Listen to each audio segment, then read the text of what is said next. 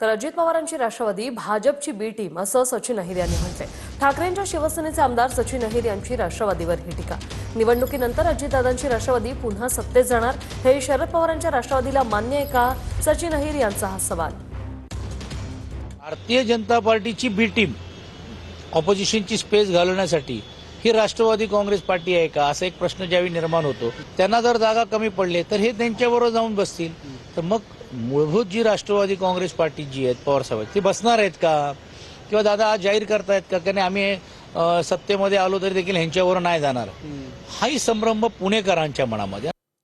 अकोल्यात महायुतीचा तिढा सुटला। भाजप राष्ट्रवादीची युती जाहीर करण्यात आलेली।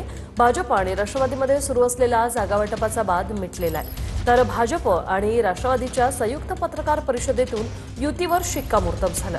80 जागांपैकी राष्ट्रवादी 14 जागांवर निवडणूक लढणार आहे। आदित्य ठाकरेंच्या वरळी विधानसभेत शिवसैनिकांमध्ये नाराजी।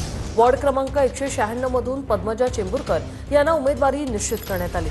मात्र पक्षातील पदाधिकारी आकर्षिका पाटील आणि संगीता जगताप यांच्या नावांची जोरदार चर्चा होती। नेत्यांच्या नातेवाईकांमुळे निष्ठावंतांवर अन्याय होत असल्याने वरळीतील कार्यकर्त्यांमध्ये नाराजी पाहायला मिळाली। वरळी कोळीवाड्यातही सूर्यकांत कोळी या शाखा प्रमुखांनी हरीश वरळीकर आणि आशिष चेंबूरकर यांच्या विरोधात पत्र लिहून पदाचा राजीनामा दिला। नाशिकमध्ये शिवसेना राष्ट्रवादीची युती होताच भाजपला धक्का। नाशिकमध्ये भाजपच्या निष्ठावंतांचा शिंदेंच्या शिवसेनेत प्रवेश। गिरीश महाजनांसमोर याच कार्यकर्त्यांनी नाराजी व्यक्त केली होती। परांदेंचे समर्थक गणेश मोरेंसह अनेकांचा शिवसेनेत प्रवेश। तर काही दिवसात सुप्रिया सुळे केंद्रात मंत्री होतील, प्रकाश आंबेडकरांचा दावा।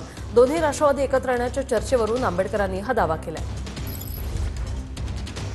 कुठेतरी विलिनीकरणाच्या दृष्टिकोनातून ही वाटचाल आहे दोन्ही पक्षांची। दोन्ही राष्ट्रवादी एकत्र येतील अशा पद्धतीची चर्चा आताच्या याच्यामध्ये जे काही आहे की घड्याळ ह्या चिन्हावरती आम्ही लढणार असं जे वक्तव्य आलं, त्याचा अर्थ असा मी काढतो की 2-4 महिन्यामध्ये आपल्याला सुप्रिया सुळे ह्या केंद्रात मंत्री दिसतील। म्हणजे एनडीए मध्ये सहभागी होतील त्या। केंद्रामध्ये मंत्री होतील एवढंच माझं विधान आहे। महाराष्ट्र लोकसेवा आयोगाच्या अध्यक्षपदी विवेक भीमनवार यांची नियुक्ती करण्यात आली। शासनाच्या सामान्य प्रशासन विभागाकडून अधिसूचना जारी करण्यात आली।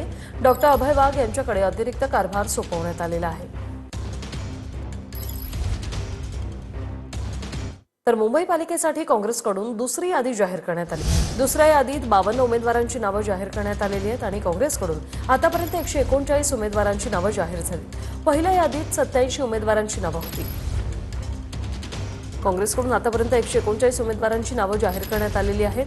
मुंबई पालिकेसाठी काँग्रेसची दुसरी यादी जाहीर झालेली आहे। दुसऱ्या यादीत 52 उमेदवारांची नावं जाहीर करण्यात आली। तर बीएमसी निवडणुकीत उमेदवारी न मिळाल्याने आमदार कालिदास कोळंबकर यांचे कार्यकर्ते नाराज झाले। साहेब माझ्यावर अन्याय का, माझं काय चुकलं अशी पोस्ट करत गजेंद्र धुमाळे यांनी सवाल केलेला आहे। गजेंद्र धुमाळे हे आज अपक्ष उमेदवारी अर्ज दाखल करणार आहेत।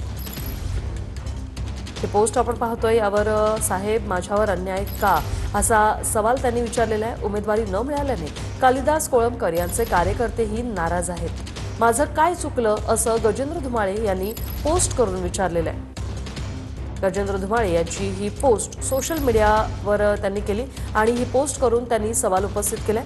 ते आज अपक्ष उमेदवारी अर्ज भरणार अशी देखील माहिती मिळते।